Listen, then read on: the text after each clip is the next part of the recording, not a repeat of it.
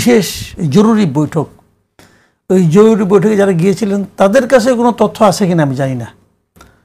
কারণ এখানে ব্যাপারটা হয়েছিল কি, সংকটটা কিন্তু আমি টের পাইনি। যতটুকু সংকট মুখে মুখে ছিল সেই সংকট কি কিছুটা কমেছে? আমার মনে হয় তাও কমেনি। সংকট আপনি কতটুকু বলতে পারেন যে এটা নিয়ে এটা বাস্তবায়ন কিভাবে হবে?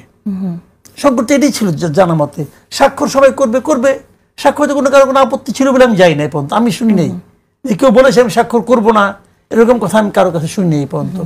কারণ যাদের কিছু কিছু আপত্তি ছিল ওগুলো তো নোট অফ ডিসেন্ট ছিল, ওই নোট অফ ডিসেন্ট থাকা অবস্থায় তারা স্বাক্ষর করবে, এরকমই আমরা শুনেছিলাম। হঠাৎ করে কি এমন ঘটলো যে 17 তারিখে স্বাক্ষর হবে, এটা একটা বিশেষ ইস্যু হয়ে গেল? আমি এটা মনে করি না। আর বিতর্ক একটা ছিল, বিরোধ একটা ছিল, সেটা হলো এটা বাস্তবায়ন কিভাবে হবে। ওইটা কি মিটছে? মিটেনি তো। যে দুইটা সিদ্ধান্তের কথা জানলাম আমরা পত্রপত্রিকা, যেটা মিডিয়ায় যেটা দেখলাম, দুটো সিদ্ধান্ত। একটা হলো শুক্রবারে স্বাক্ষর হবে, আমরা আগেও জানতাম তাই হবে। আরেকটা হলো ফেব্রুয়ারিতে নির্বাচন হবে, এটাও আমরা জানতাম আগে ফেব্রুয়ারিতে নির্বাচন হবে। নতুন কি? নতুন আমি কিছু পাইনি। মূল কথা হচ্ছে সংকটটা কোথায় ছিল, কিভাবে সমাধান হলো সেই বিষয়টা স্পষ্ট হলো না। সেটাই আমি জানতে চাচ্ছি যে জরুরি বৈঠকটাকে আপনি কিভাবে দেখছেন, কি জন্য জরুরি বৈঠকটা বসতে হয়েছে প্রধান উপদেষ্টা সবগুলো দলকে নিয়ে, আপনি কিভাবে দেখছেন আসলে? না, এটা তো আমার কাছে ব্যক্তিগতভাবে আজকে যে ঘটনাটা ঘটলো, যেটা আমাদের জানা নাই, কিন্তু আপাতত মনে হচ্ছে যে স্বাক্ষর নিয়ে একটা জটিলতা তৈরি হচ্ছে। কেউ দিবে না এইরকম হচ্ছে, আমরা জানি না। কারণ সিয়ানি স্বাক্ষরের দেখবো 17 তারিখ না, তো 17 তারিখ কিন্তু অপেক্ষা করতে হবে যদি চূড়ান্ত জানতে চাই, তাইলে হয়তো আমরা 17 তারিখের পরে জানতে চাবো। কিন্তু আজকে যদি এই পর্যন্ত আমি যাই হিসাব করি, তাহলে আমার কাছে মনে হয় যে 5ই আগস্টের পরে আমরা যে জায়গাটায় ছিলাম, আমার কাছে মনে হয় আমাদের কোনো পরিবর্তন হয় নাই, মানে এই একই জায়গায় পড়ে আছি। কেননা সংস্কার কমিশন হইল কয়টা? 8টা না 12টা? 11টা। তারা তাদের ওপিনিয়ন দিল, এই সব কিছু মিলে এগুলাকে একত্র করে নিয়ে কিন্তু আমরা ফেব্রুয়ারি থেকে সংস্কার কমিশন ও ঐকমত্য কমিশন বসলো। এই তো ছিল বিষয়টা। সেখানে জুলাই সনদ আসছে, জুলাই সনদ বাস্তবায়ন কেমনে করবে, আবার একটা নতুন জিনিস অ্যাড হয়েছে, গণভোট। বিষয়টা কেমন হচ্ছে তাইলে দেখেন আপনি, এখন পর্যন্ত জাস্ট ইনকমপ্লিট। এখন এই মুহূর্ত পর্যন্ত যদি স্বাক্ষরের জটিলতা থাকে, জাস্ট ইনকমপ্লিট, তাহলে আমার কাছে মনে হয় আমরা 5 তারিখে যেখানে ছিলাম 5ই আগস্ট, ঠিক সেই জায়গাটা আছি। মাঝখানে শুধু সরকার বদল হয়েছে, আর গোলাগুলিটা যদি বলি বা মিছিল জটলা বোধহয় সেইটা আপাতত বন্ধ হয়েছে। তাহলে এই যে জুলাই সনদে যে বিষয়গুলোতে দলগুলো ঐক্যমত হলো, সেটাকে আপনি কিভাবে দেখছেন? সেটাই আমি বলতেছি। এখন মনে করেন একটা নির্বাচনের ট্রেন চলছে, মেইন তো ট্রেনটা নির্বাচনী, কিন্তু আমাদের সামনে কি শুধুই নির্বাচন কথাটা আছে যে জাস্ট আমরা ফেব্রুয়ারিতে নির্বাচন করতে যাচ্ছি? এই নির্বাচনী ট্রেনের মধ্যে কতগুলো জিনিস আছে।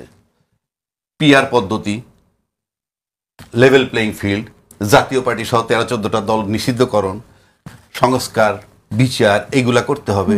তারপরে জুলাই সনদের বাস্তবায়ন, তার সাথে আবার গণভোট। আপনি কিন্তু সবগুলো নিয়ে রওনা দিচ্ছে নির্বাচনী ট্রেনটা। এখন যদি শুধু নির্বাচন পর্যন্ত আপনি পৌঁছাইতে চান ফেব্রুয়ারিতে, এগুলো তো ছুঁড়ে ফেলতে হবে। যেমন আপনি একটা জায়গায় যাচ্ছেন, আমি আপনাকে পা ধরে টানতেছি, আপনি পাটা ছুটেলেন তো হাত ধরে টানতেছি, হাত ছুটেলেন তো চুল ধরে টানতেছি। কিন্তু এতগুলো বোঝা নিয়ে শুধুই তো নির্বাচন নিয়ে দৌড় দিচ্ছে না ট্রেন। না, শুধু নির্বাচন, প্রত্যেকটা ট্রেনই আমার মনে হয় আলাদা, কিছুটা কানেক্টেড আছে। যেমন সংস্কারের সাথে প্যারালাল ধরতে পারেন, একসাথে না ধরেন যে নির্বাচনের ট্রেনের সাথে এগুলো প্যারালাল চলতেছে। এগুলোকে তো থামাইতে হবে। এগুলো থামাইলে আপনার নির্বাচনের ট্রেনটা স্মুথলি নির্বাচন পর্যন্ত পৌঁছে যাবে। আর যদি এগুলো না থামানো যায়, তাহলে আমার মনে হয় নির্বাচন ফেব্রুয়ারিতে যাওয়ার পথটা মসৃণ নয়। ওকে, তো সেক্ষেত্রে আমি একটু বলতে চাই যে যেটা শুরুতে বলেছিলাম, জামাতের নায়েবে আমির যে মন্তব্যটি করেছেন, আমরা তাওয়া গরম করছি, এটা সরকারের উদ্দেশ্যে তিনি বলেছেন, সরকারের জন্য তাওয়া গরম করছে। তাহলে কি আসলে সরকারের কাছ থেকে দাবি আদায়ের জন্য সরকারের বিরুদ্ধেই আন্দোলন হচ্ছে? একদিকে নির্বাচনের ঘোষণা, কি দাবি করলে কি পিআরের দাবি এখানে আছে, এখন সেগুলো তো তারা মাঠে রাখছে। যেমন আমি ওই যে কেউ বলেন যে আমার কথা, আমি কিন্তু ভাই ইম্পার্শিয়াল কথা বলি। এই যে আজকে জামাত পিআর চাচ্ছে, হ্যাঁ, জামাত কি আপনি মনে করেন দেশটারে ভালোবেসে চাইতেছে? না। পিআর পদ্ধতিতে লাভ হবে কি তার? সে 30, 35, 40টা সিট পাবে পিআর পদ্ধতি হইলে। আর পিআর পদ্ধতি ছাড়া হলে সে 3-4টা সিট পাইতে পারে। তাহলে সে যে পিআর পদ্ধতি চাচ্ছে, এটা দেশকে ভালোবেসে না, জনগণকে ভালোবেসে নয়। রাষ্ট্রকে ভালোবেসে নয়। আপনার কথাটা বোঝার চেষ্টা করেন। মানুষ মনে করে যে আমি পক্ষে বিপক্ষে বলি, নো। আবার বিএনপি যে পিআর চাচ্ছে না, কেন চাচ্ছে না? পিআর পদ্ধতিতে নির্বাচন যদি না হয় তাহলে তার 2/3 মেজরিটি নিশ্চিত, আর পিআর পদ্ধতি যদি হয় তার সিট হবে 135 থেকে 40। আপনি বলছেন যে দুটি দলই আসলে তাদের স্বার্থের জন্য দেখছে, কিন্তু এখানে যদি আমরা ওই বিষয়টি সামনে আনি যে পিআর নিম্নকক্ষে পিআর আসলে সংস্কার কমিশনে আলোচনা টেবিলেই ছিল না শুরুতে, এখন যেমন আমরা শুনছি যে 2 কক্ষে পিআর এর কথা। আর নির্বাচনের ব্যাপারে যেহেতু কথা হচ্ছে, আমি একটু আপনার কাছে পরে আসবো। সৈয়দ আশরাফি পাপিয়া, আপনার কাছ থেকে শুনি যে আপনি কি মনে করেন যে আসলে দলগুলো নির্বাচনী ট্রেনে কি সব উঠে গেছে কিনা? আমি প্রথমে ধন্যবাদ জানাই আমার শ্রদ্ধেয় 2 বড় ভাই আর আপনাকে। তারপর আমি শুরু করছি। আপনি ইতিপূর্বে যে আলোচনার বিষয়বস্তুটা বললেন, এটা আমার যেটা অ্যানালাইসিস, যে আপনি আবু তাহেরের বক্তব্য শুনছেন কিনা, যে উপদেষ্টাদের দিকে অঙ্গুলি নিক্ষেপ করছে 5টা উপদেষ্টা, যে তারা কি করছে না করছে, তাদের কথাবার্তার পর্যন্ত রেকর্ডিং পর্যন্ত তাদের কাছে আছে। এই যে তাদেরকে একটা হুমকি প্রদান, এই আজকের একটা আমি দেখলাম। আর 5-6 দিন আগে তো ওই যে মানে যাওয়ার জন্য যে ফ্রি চাচ্ছে, এটা তো আপনি দেখলেন যে যাওয়ার পথ খুঁজে পাবে না এরা, এরকম ভাবে সার্জিস আলম যে বক্তব্যটা দিল। এই দুটার কারণেই গভর্নমেন্ট কিন্তু একটা চ্যালেঞ্জও ছুড়ে দিছিল যে আমরা কারা কারা হচ্ছে বিদেশে পালানোর পথ আমাদের মসৃণ না, তাহলে সেটা আমাদের নাম ধরে বলতে হবে। এটা একজন লেডি উপদেষ্টা বললেন। আর আসিফ নজরুল সাহেব বললেন যে হচ্ছে এই ধরনের কোনো বিষয় না, আমরা বাংলাদেশের মানুষ, বাংলাদেশে আছি, বাংলাদেশে থাকবো, আমাদের এরকম কোনো ব্যাপার না। এখন সর্বসম্মতিক্রমে উপদেষ্টা মণ্ডলীর সদস্যদেরকে এই অন্তর্বর্তীকালীন সরকারের অন্তর্ভুক্ত করা হয়েছে। এখন যারা ছিল, আমরা রাজনৈতিক সংগঠন আওয়ামী লীগের অপকর্মের বিচার যারা চাইছি, এবং আওয়ামী লীগের অত্যাচারে আমরা যারা ব্যক্তিগতভাবে রাজনৈতিকভাবে সবকিছুতে আমরা যারা নির্যাতিত, তাদের ভিতর 2টা দল যখন উপদেষ্টাদের দিকে আঙ্গুল তুলছে, স্বাভাবিক কারণে উপদেষ্টাদের পজিশনটা রাজনৈতিক সংগঠনের কাছে ক্লিয়ার করাটা আমার মনে হয়েছে এটা একটা উপযুক্ত ব্যাপার। এবং এই কারণেই মিটিংটা তারা ডাকছে। এবং আমার জানি না মিটিংয়ে যারা গেছেন তারাই বলতে পারবেন, তবে ধারণা করে আমি বলছি যে এই বিষয়গুলো নিয়েই হয়তো তারা আলোচনা করেছে, এবং এই বিষয়গুলো নিয়ে তারা তাদের অবস্থানটা ক্লিয়ার, এবং যারা যারা বলেছে কি কারণে বলেছে জানতেও হয়তো বা চেয়েছে। এখন ব্যাপার হচ্ছে কি, বাংলাদেশে দুর্নীতি দুর্বৃত্তায়ন ছিল, আছে, থাকবে, কিন্তু এটা বহুমাত্রিক আকারে থাকবে, একবারে গ্রামে গঞ্জে মাঠে চলে যাবে না সীমিত আকারে থাকবে, এটা একটা ব্যাপার। এখন আমরা দুর্নীতি দুর্বৃত্তায়ন ব্যক্তিগতভাবে চাচ্ছি না, রাজনৈতিক দুর্বৃত্তায়ন চাই না, প্রশাসনিক দুর্বৃত্তায়ন চাই না। রাষ্ট্রের ক্ষমতায় যেই যাক, সে যাতে স্বৈরাচার হতে না পারে আমরা কেউ চাচ্ছি না সেটা। এখন সেটা না চাওয়ার ক্ষেত্রে একবারে পিআর একটা জোট মানে রক্ষা কবচ, যে না তাকে স্বৈরাচার হতে দেবে না, উচ্চকক্ষ একটা রক্ষা কবচ যে না স্বৈরাচার হতে দেবে না, এরকম কোনো ব্যাপার না। ব্যাপারটা হচ্ছে কি, আমাদের নৈতিক এবং মানসিক পরিবর্তন। আমরা নিজেরা যদি নিজের আত্মসমালোচনা, আত্মশুদ্ধি, মানসিক পরিবর্তন শুধু রাজনীতিবিদ করলে হবে না, সাধারণ মানুষ ভোটারদেরকেও কিন্তু করতে হবে। কারণ আজকাল 15 বছরের ভোটাররা অপকর্ম ছাড়া কোনো কাজ হয় না, ঘুষ ছাড়া কোনো চাকরি হয় না, এরকম একটা মানসিক ধারণার ভিতর তারাও কিন্তু রীতিমতো রেডি হয়ে আছে যে এই কাজটা এভাবে না করলে হবে না। তাহলে তাদের ধারণাটাও কিন্তু পরিবর্তন করতে হবে। আর এইখানে সবচেয়ে বড় ব্যাপার যে আলোচনার টেবিলে যেখানে বসছে ঐক্যমত্য কমিশনে, আলোচনার টেবিলে আলোচনা হচ্ছে এক জিনিস, আর প্রেস কনফারেন্সের বডি ল্যাঙ্গুয়েজটা হচ্ছে আর এক রকম, ভাবভঙ্গিমা দেখে আর এক রকম।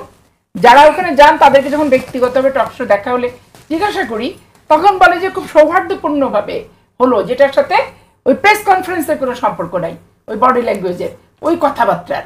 এখন আমার বক্তব্য হচ্ছে যে যেখানে ঐক্যমত কমিশন সহ সবাই মিলে ছাত্রছাত্রীর মতো বই খাতা কাগজ কলম বগল দাবা করে রেডি হয়ে আমরা যাচ্ছি ওখানে, এবং শেষ হলে আমরা প্রেস কনফারেন্স করছি, তাহলে ওইখানে আলোচনা একটা ফায়সালা নেগেটিভ পজিটিভ না হওয়া পর্যন্ত জামাত ইসলাম আন্দোলনের কর্মসূচি দিয়ে দিল এবং করে ফেললো তারা কয়েকটা মিছিল টিছিল পিআর পদ্ধতির দাবিতে।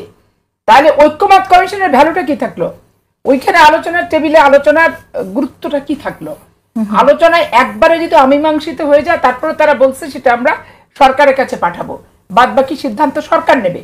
তাহলে আমি আলোচনার টেবিলেও বসছি, আন্দোলনের হুমকি দিচ্ছি, আবার মিছিলও একটা করে ফেললাম। ঠিক আছে, এইখানের যে বিষয়গুলো সব কিন্তু দেখেন ভূমিকার সাথে আমি এক কথা বলছি, আবার আমি ভূমিকাটা অন্যরকম রাখছি।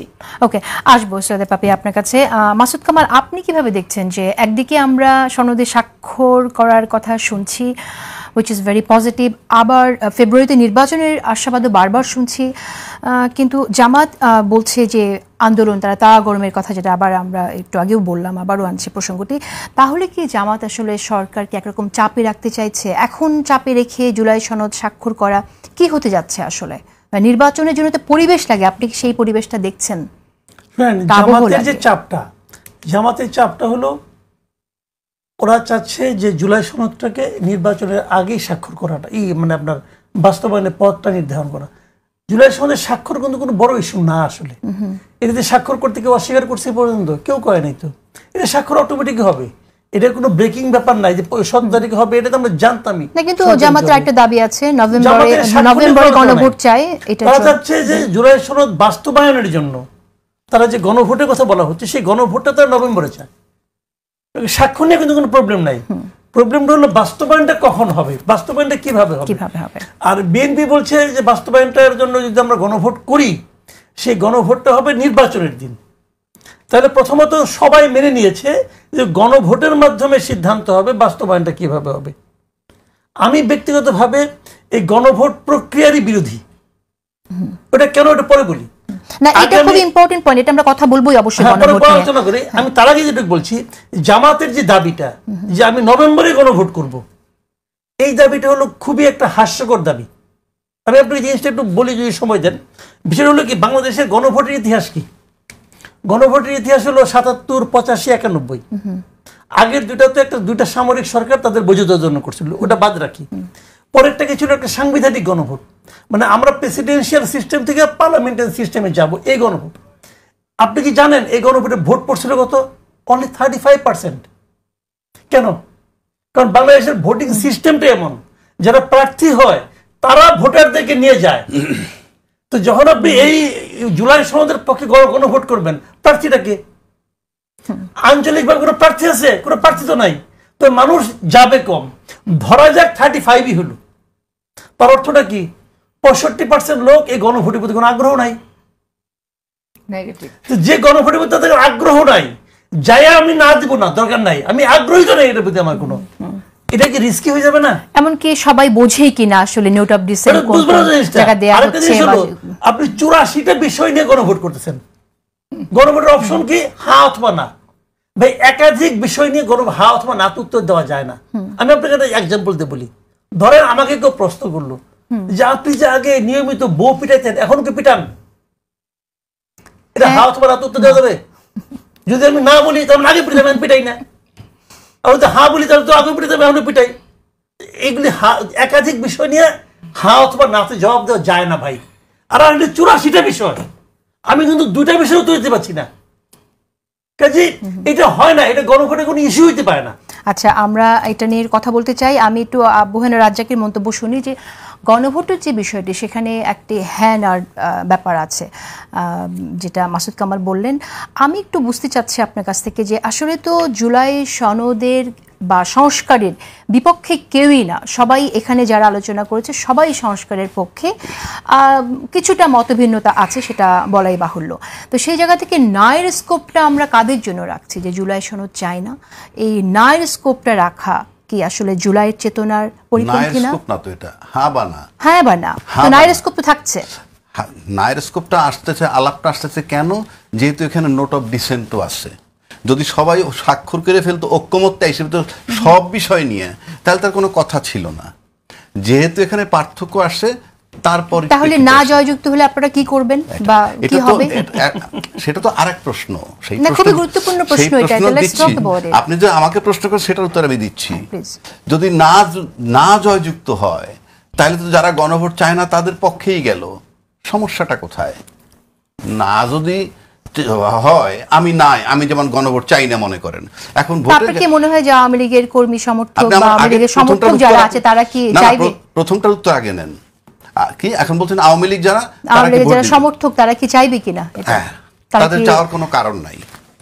তাহলে তো নাই ভোট দেওয়ার জন্য তারা সেটা আপনি বুঝবেন কেমনে? তাহলে তো আপনি কোন দিকে যাচ্ছেন?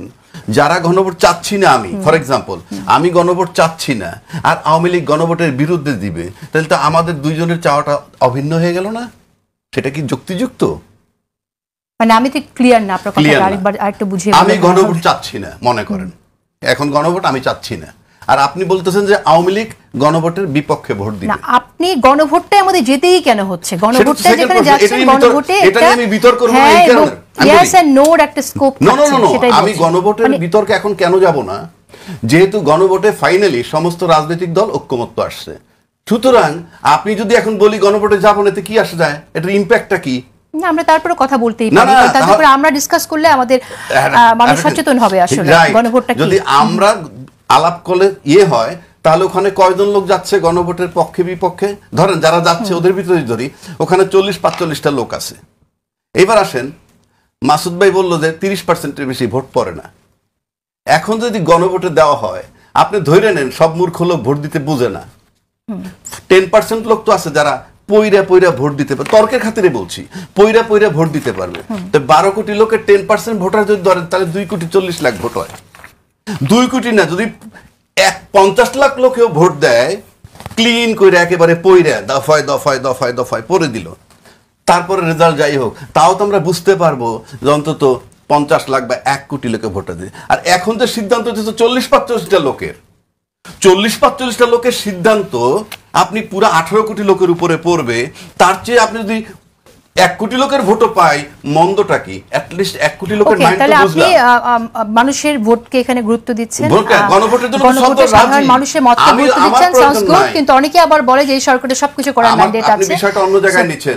রাজনৈতিক দল যে ঐক্যমত হয়েছে গণভোটে, সুতরাং এখানে তো আর বিতর্ক নাই, এখান থেকে তো শিফট করতে পারবে না। আবার পারেও কেন জানেন?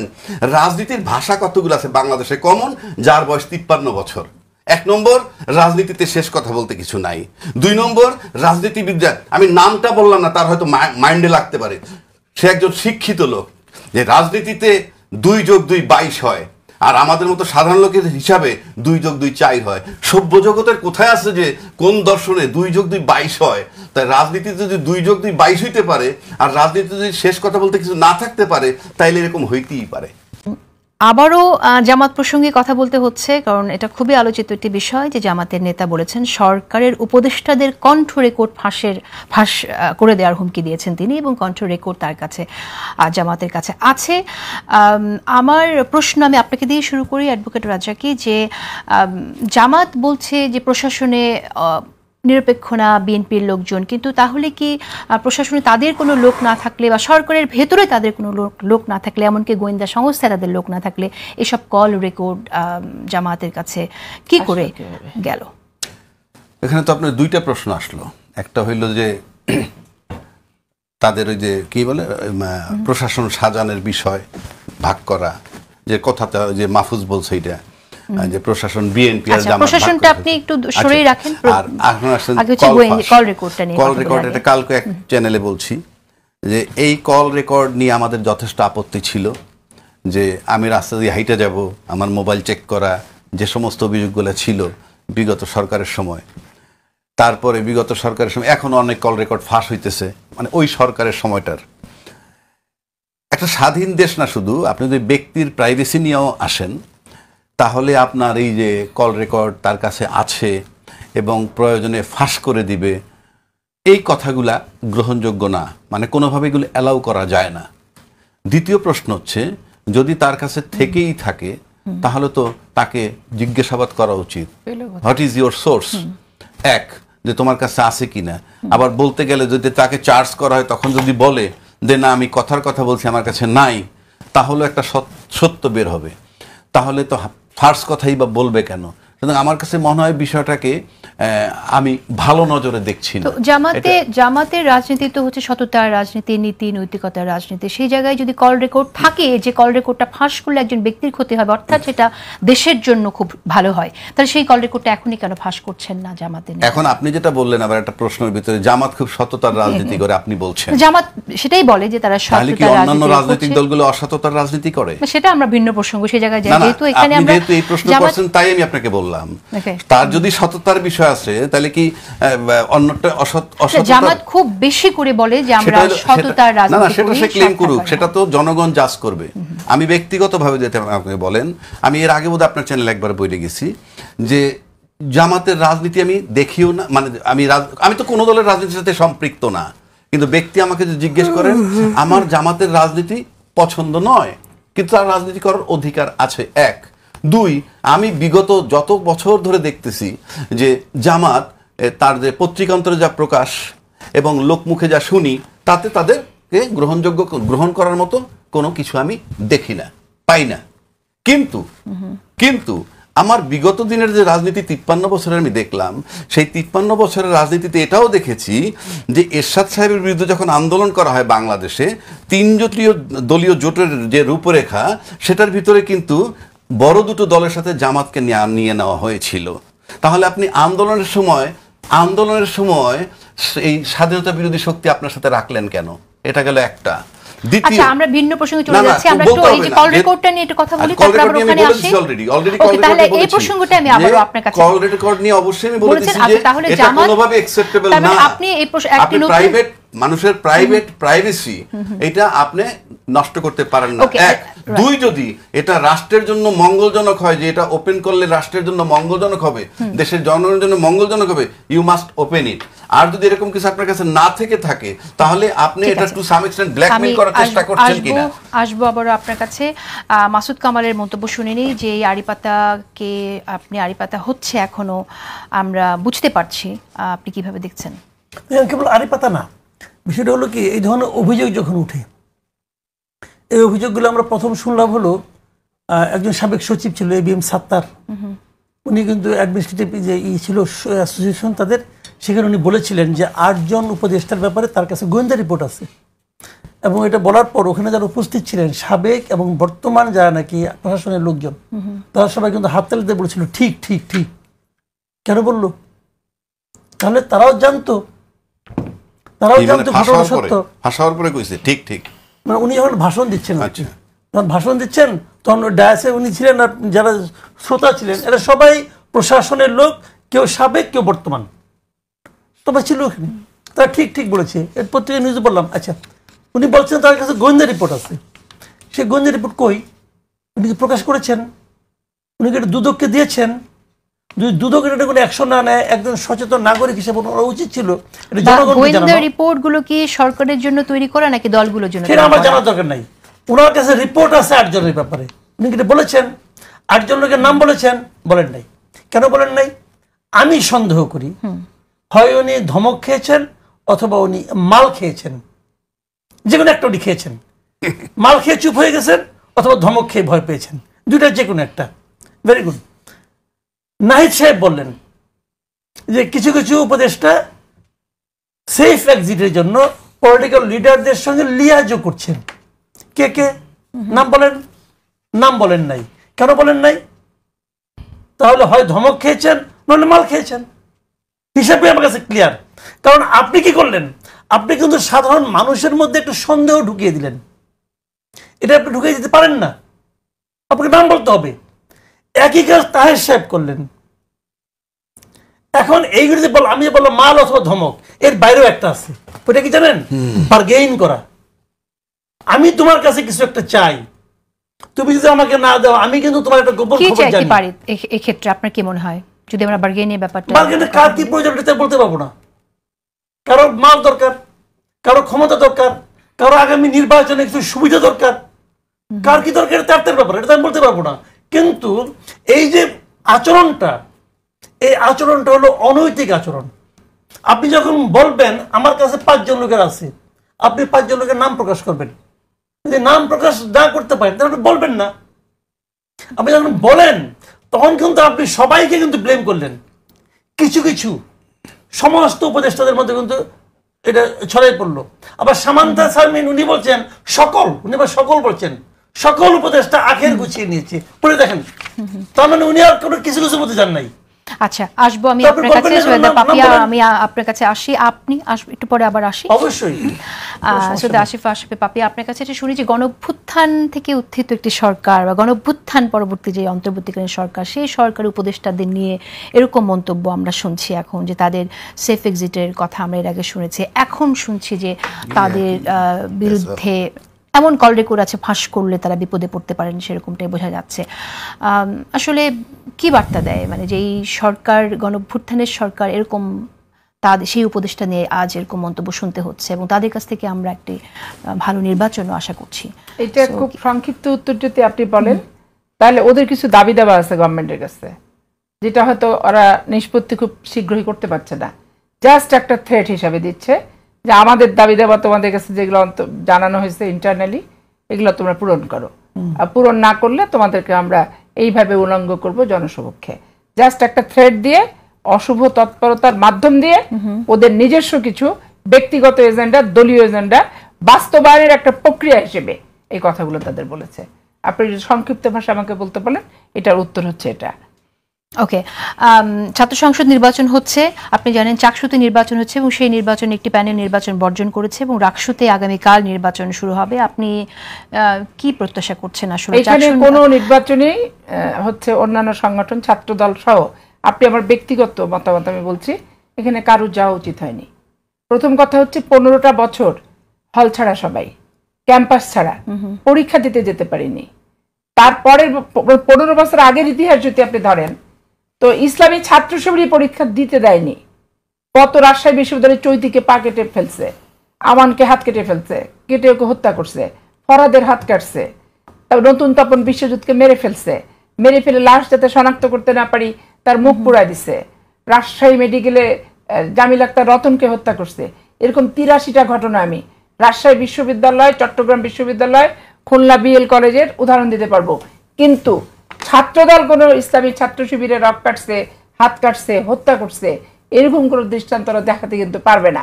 তাহলে 15 বছর আওয়ামী লীগ আসলো আমরা ক্যাম্পাস ছাড়া, আর 15 বছরের আগের ইতিহাসটা হচ্ছে ওইরকম। এখন লেজে ঘেঁষে ইসলামী ছাত্র শিবির আওয়ামী লীগের সাথেই ছিল, অন্য কোনো ছাত্র সংগঠন থাকতে পারে নাই। তাহলে আমি ক্যাম্পাসে ঢুকতে পারলাম না, আমার বাসায় মেহমান আসলো, এখন মেহমানদারি করার আমার চাল কোথায়, ডাল কোথায়, চুলা কোথায়, হাড়ি কোথায়, পাতিল কোথায়, যে বিধ্বস্ত ঘূর্ণিঝড় ভূমিকম্পে আমার সংসারই তো তছনছ। আমি ঢুকবো কি, গোছাবো কি, আর মেহমানকে খাওয়াবো কি? আমার সিম্পল হিসাব, আমি ছাত্র রাজনীতি করে আসছি একবারে জীবনের প্রথম লগ্ন থেকে।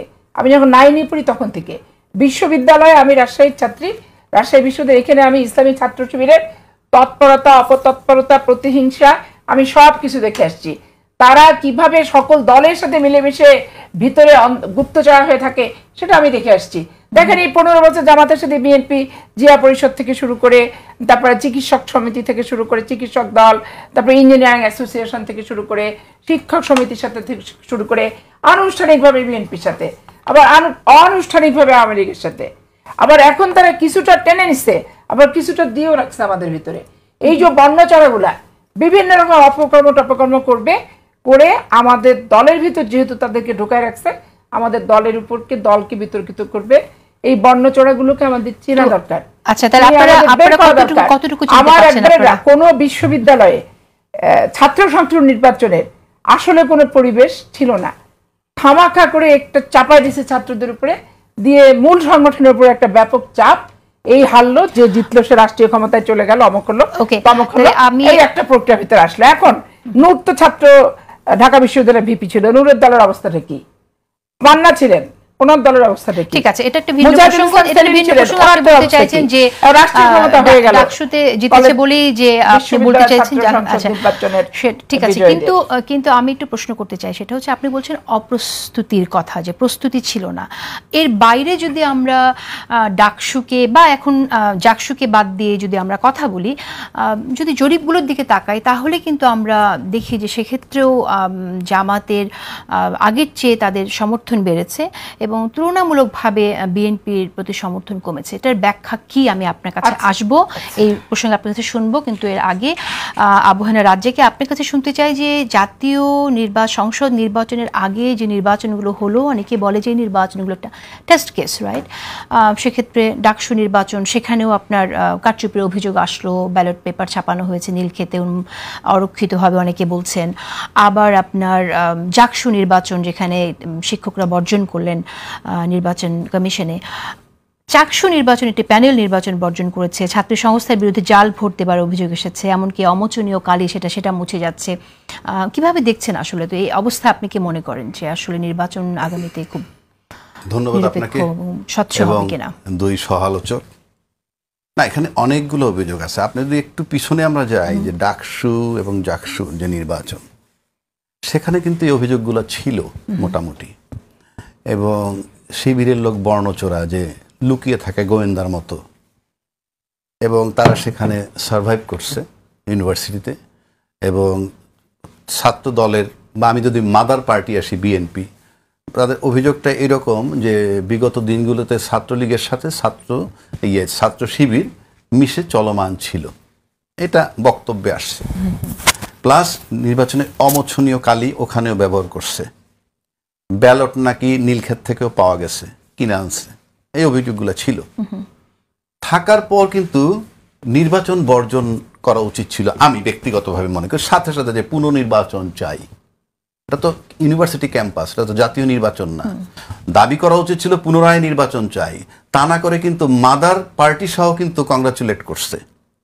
মানে আপনি একদিকে নির্বাচনটাকে আমরা জানি এই অভিযোগগুলো আছে, আবার কংগ্রাচুলেট করলেন, এটা একটা কনফিউজিং ব্যাপার হয়ে যায়। আবার আপনি যদি এই যে চাকসুতে আসেন, সেখানে 36 বছর পর নির্বাচন হতে যাচ্ছে বা হয়ে গেছে ভোট, সেখানে ওই একই অভিযোগ আসছে যে মোছনীয় কালি দিছে, অমোছনীয় দেয়নি।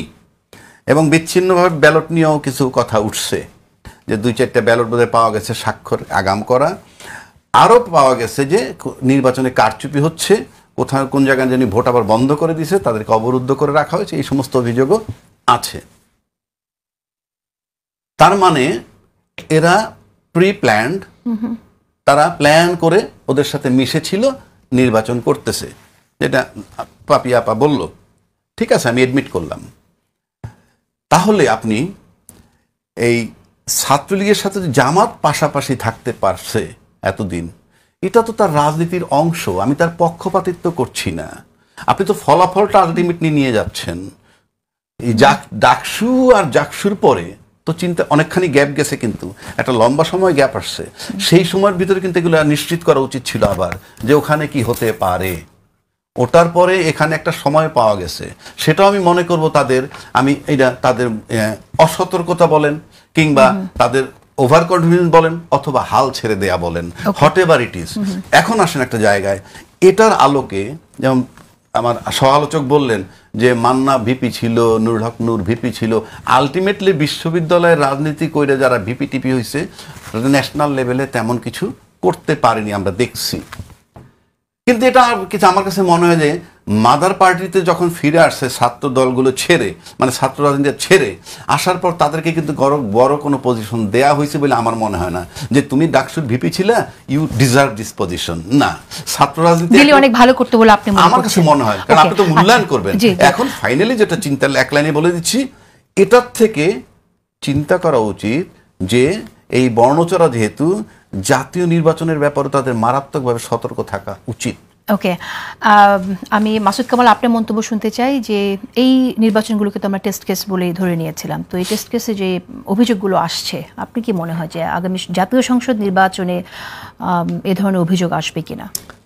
আমার মনে হয় না এর সঙ্গে কোনো সম্পর্ক আছে, কারণ জাতীয় সংসদ নির্বাচন করবে নির্বাচন কমিশন, তো এই নির্বাচনগুলো তো নির্বাচন কমিশন হ্যান্ডেল করতেছে না, এটা প্রশাসন করতেছে, ইউনিভার্সিটি প্রশাসন করতেছে। এখন ইউনিভার্সিটি প্রশাসন তো নির্বাচন পরিচালনার ক্ষেত্রে খুব একটা অভিজ্ঞ না, কাজে তাদের মধ্যে কিছু ভুল ভ্রান্তি হতেই পারে, কাজে এটার সঙ্গে ওটার কোনো সম্পর্ক নাই। আর অনেকে যেটা মনে করে যে এই নির্বাচনের ফলটা জাতীয় সংসদ নির্বাচনকে প্রভাবিত করবে, আমি তাও মনে করি না। নাকি তো কারচুপি করতে চাওয়ার একটা প্রবণতার ব্যাপার আছে, সেই প্রবণতাটা কি থাকবে? প্রবণতা সবারই আছে, প্রবণতা সবার সুযোগের অভাবে সবাই সৎ আর কি, বুঝছেন না, প্রবণতা সবারই আছে। চাঁদা দিলে সবাই কারচুপি করবে। যদি সরকার ঠিকঠাক মতো নির্বাচন পরিচালনা করে, যদি ল অ্যান্ড অর্ডার ঠিক থাকে, তাহলে প্রবণতা বুঝে যে চুরি করতে গেলে মাইর খাইতে হবে, চুরি করবে না, এটি স্বাভাবিক নিয়ম। কাজে আপনি যদি দেখে যে আমি এটা চুরি করলেই আমার 1 কোটি টাকা হয়ে গেল, আমি চুরি করবো, এটা করবে ভাই। ওরকম সত্যি ওরকম দরবেশ লোক খুব কম আছে। তো এটা হতে পারে, কিন্তু এই নির্বাচনের সঙ্গে ওই নির্বাচনের কোনো সম্পর্ক নাই। নির্বাচন যদি ভালো না হয়, এটা হবে না তাদের অক্ষমতার কারণে, সরকারের অক্ষমতার কারণে, এবং সে আশঙ্কা পুরোপুরি আছে। এই সরকার তার আইন শৃঙ্খলা রক্ষাকারী বাহিনী যেগুলো আছে তাদেরকে সেরকম মোটিভেট করতে পারছে বলে আমার কাছে মনে হয় না। যদি না হয় তাহলে আপনি কিভাবে ইলেকশন করাবেন? ইলেকশন করতে সময় তো ভাই মানুষ তো নানাভাবে জিততে চাইবে। এছাড়াও আপনার সীমান্ত দিয়ে আমরা দেখছি, খবর পাচ্ছি যে অস্ত্র আসছে, জাল টাকা, 2 লক্ষ কোটি জাল নোট বাংলাদেশে আছে। সেগুলো তো একটি ম্যাটার, আমি একটা বিষয় সামনে নির্বাচনের আগে এই ধরনের। আমি একটা কথা বলি আপনাকে, যে জিনিসটা নিয়ে অনেকেই অনেক রকম বলতেছে, আমাদের হুট করে কি হলো, তারা হলো তড়িঘড়ি করে যে শেখ মুজিবের ছবি আছে, ওই ছবির টাকা আমরা চাই না বললো, বলে নিয়ে তারা একটা নতুন একটা টাকা বানাইলো। ওটা কোনো ডিজাইন হয়েছে? ওটা কোনো ওটা একদম মানে ছোট বাচ্চারা মাঝে মাঝে ছবি আঁকে না, ওই টাইপের একটা টাকা বানিয়েছে তারা। এবং এই টাকাটা সম্বন্ধে শুনেছি এটা নাকি জাল করা খুব সহজ। কোনটা? ওই টাকা? হ্যাঁ, 1000 টাকার নতুন যে নোটটা বানাইছে এটা নাকি জাল করা, মানে আমি যা শুনলাম বিভিন্ন পত্রপত্রিকায় দেখলাম, এটা নাকি খুব সহজেই জাল হয়ে যাচ্ছে এবং এটা নাকি ধরাও যায় না। এটা এমন একটা নোট তারা বানাইছে, তড়িঘড়ি করা। মানে হয় কি জিনিস জানেন, আমার ইচ্ছা হলো আমি করবো না, তো এটা বানাইলেন আপনি, বানিয়ে কি বানাইলেন? ভালো কিছু করতেন। এখন এটা যদি জাল করা সহজ হয়, এখন যদি কেউ বলে, আমি জানি না কেউ বলবে না, যদি কেউ বলে যে জাল করার সুবিধা দেওয়ার জন্য এই টাকাটা তৈরি করে ছাপানো হয়েছে, তখন ওটার উত্তর দিবেন কেমন করে? আচ্ছা।